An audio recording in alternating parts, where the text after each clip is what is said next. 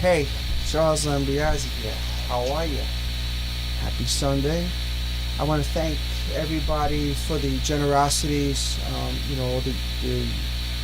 the birthday wishes, also all the recondolences, for for my father. You guys, I love every one of you I do. So what are we going to talk about today? We're going to talk about fretless bass. This is a fretless bass. So I'm going to break a few myths. I'm going to break the Oil&Vineger mix, meaning the one that they say that, fretless is, you play it with feel, you just feel the notes, where the other part of the myth is the punctuality of the notes, which comes from technique. So here's the oil.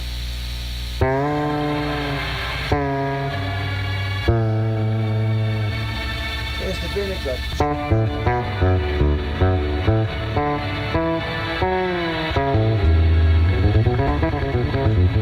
Here's the oil and vinegar.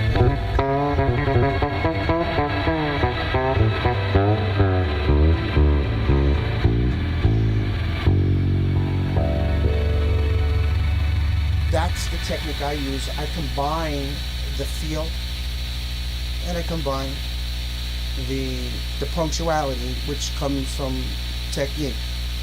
I'm going to clear number 2 myth up here. When we talk about the instrument being intonated, I make sure, and I work hard, and whatever I can handle, I have a couple of my professional luthiers handle it, because they know me and they understand and they agree with my concepts. The bass should have perfect and proper intonation. What I mean by that, 12th fret.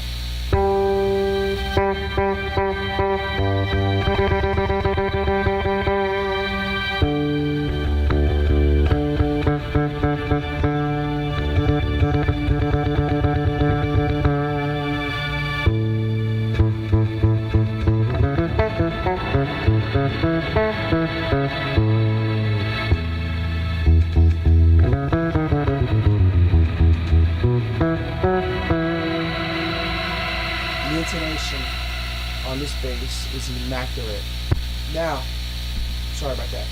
Now the other part of it is your intonation as the player. We have 5 fingers on each hand, alright?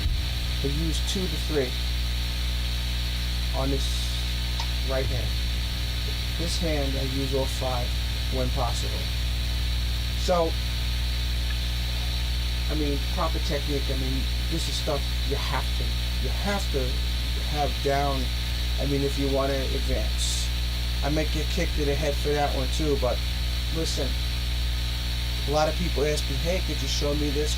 How do you do this? How do you do that? Well, I'm giving you the foundation for how I do it, okay? So here, my left hand.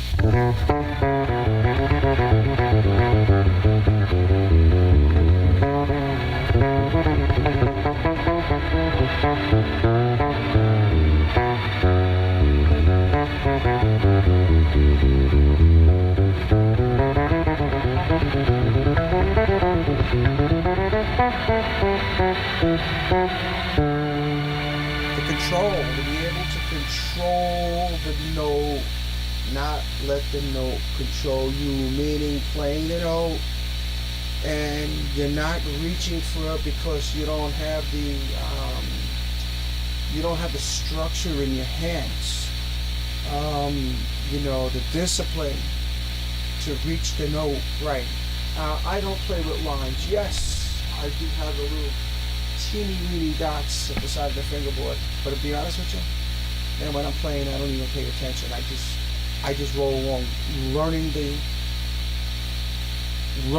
instrument's fingerboard. I mean, is like the most. It's like the most important thing. I mean, it's like technique from day one is something that we have to really accept. It's not the easiest. Of course, a lot of guys are lazy. They don't want to stretch their fingers and stuff like that. But I'm gonna be honest with you.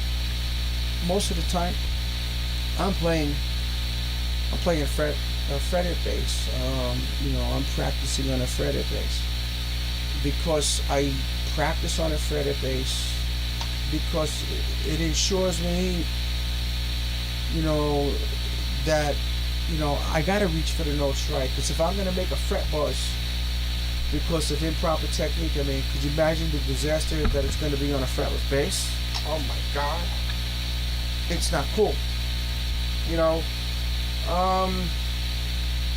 So today is kind of a little bit of a lesson. Now I'm going to further move forward with these kind of little things. And by the way, this is a modified 72 Gibson EB4L. It's reduced down to a 33-inch scale. It has a Picasso ebony fingerboard. I mean, there's a lot of cool tricks going on over here. I'm on this back pickup. What else? And surprisingly, you guys may not realize it, but I'm actually plugged into my 1970 200-watt Marshall Major. The amplifier is mic'd. And besides having a slight dry signal, I mean, the DI signal, right?